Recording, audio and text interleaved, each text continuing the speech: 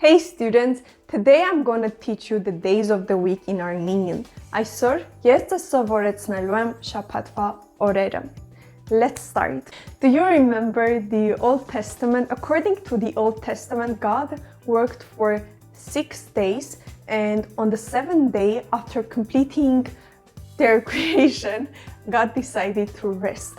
In Hebrew, this thing is called Shabbat, and that's actually the name for Saturday in Armenian as well. So Saturday, we consider it the 7th day of the week. After Shabbat, we have Giraki. I think the origins of this word are coming from Greek, and Giraki means the day of the Lord. The rest of the days, the work days in Armenian are numerical, like following Shabbat. So Yerku Shabti, Monday, means the second day after Shabbat, and it is Monday, Yerku Shabti. Then for Tuesday, we have Yerek Shabti, the third day after Shabbat. For Wednesday, we have Chorek Shabti. For Thursday, we have Hing Shabti. So Yerku Shabti, Yerek Shabti, Chorek Shabti, and Hing Shabti.